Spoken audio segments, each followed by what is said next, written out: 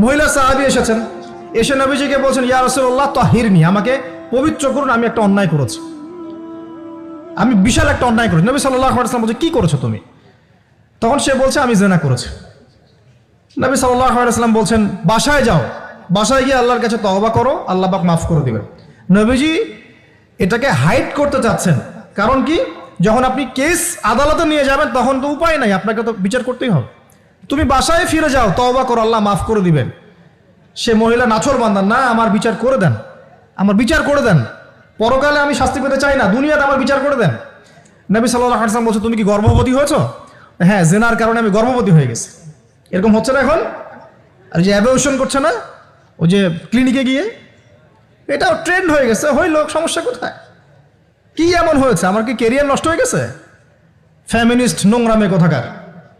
তারপরে এই মেয়ে বলছে, হ্যাঁ আমি গর্ভবতী হয়েছি ইয়া রাসূলুল্লাহ। নবী সাল্লাল্লাহু আলাইহি ওয়াসাল্লাম বলছেন, বাসায় ফিরে যাও, সন্তান যখন খালাস হবে তারপরে এসো, বিচার করে দেব। 9 থেকে 10 মাস সে এই সন্তানকে গর্ভে ধরলো, ধরার পরে সন্তান যখন খালাস হয়ে গেল, সে নবীর কাছে এসে সন্তান কোলে নিয়ে, নবজাতক, ইয়া রাসূলুল্লাহ সাল্লাল্লাহু আলাইহি ওয়াসাল্লাম দরুদ পড়বেন, আমাকে পবিত্র করে দিন, আমার সন্তান হয়ে গেছে এখন। নবী সাল্লাল্লাহু আলাইহি ওয়াসাল্লাম বলছেন, সন্তান কি দুধ খাচ্ছে? হ্যাঁ, দুধ খাচ্ছে। তাহলে তুমি তাকে দুধ পান করাও। কত বছর দুধ পান করাতে হয়? 2 বছর। 2 বছর দুধ পান করাও, দুধ পান করা শেষ হবে তারপরে এসে তোমার বিচার করে দিব। এবার 2 বছর দুধ পান করানোর পরে এই মহিলা এসেছে, সন্তানের হাতে একটা রুটি। নবীজিকে বলছেন, ইয়া রাসূলুল্লাহ সাল্লাল্লাহু আলাইহি ওয়াসাল্লাম, আমার সন্তান এখন রুটি খেতে পারে, আমার সন্তান এখন রুটি খেতে পারে, আমার বিচার করে দিন।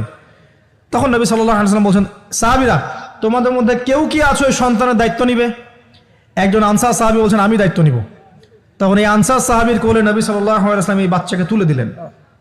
তুলে দেওয়ার পর খালিদ বিন ওয়ালিদ রাদিয়াল্লাহু আনহু অন্য সাহাবীদেরকে বললেন, যাও, এই মহিলাকে নিয়ে যাও, কোমর পর্যন্ত গেড়ে দিয়ে রজম করে হত্যা করো। এবার এই মহিলাকে নিয়ে যাওয়া হচ্ছে, একটা কথা বানিয়ে বলছি না, এই আপনার আলেম ওলামা যারা আছেন জিজ্ঞাসা করবেন কওমি মাদ্রাসার। এই মহিলাকে নিয়ে যাওয়া হচ্ছে, মহিলাকে পাথর নিক্ষেপ করা হচ্ছে। পাথর নিক্ষেপ করার মধ্যে খালিদ বিন ওয়ালিদ রাদিয়াল্লাহু আনহুর পাথরও ছিল। খালিদ বিন ওয়ালিদ রাদিয়াল্লাহু আনহু নাম শুনেছেন না? বীর সাহাবী, তিনি পাথর নিক্ষেপ করেছেন একটা। এই পাথরের আঘাতে ওই মহিলার কোন একটা জায়গায় লেগেছে, গায়ের লেগে রক্ত বের হয়ে গেছে, রক্তের ছিটাটা তার গায়ের এই যে কাপড় এসে পড়েছে। কাপড় এসে পড়ার সাথে সাথে খালিদ বিন ওয়ালিদ রাদিয়াল্লাহু আনহু বলছেন, ছি ছি ছি ছি, আমার গায়ের মধ্যে এরকম নোংরা ব্যভিচারী মহিলার রক্ত পড়লো কিভাবে? এরকম একটা তাচ্ছিল্যের কথা বলেছেন।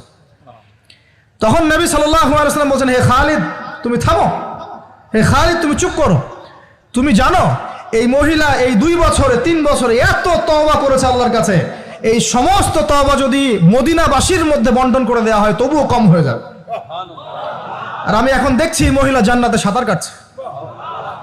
আমি বুঝাতে পারছি না আপনাকে, প্রিয় বোন, প্রিয় ভাই, যারা বিবাহিত হয়ে ব্যভিচার করছেন, জিনা করছেন, তিনি তওবা করেছিলেন, তওবা করেছেন, আল্লাহ পাক মাফও করে দিয়েছেন, জান্নাতে চলে গেছেন, কিন্তু পৃথিবীতে তার শাস্তি কায়েম করা হয়েছে।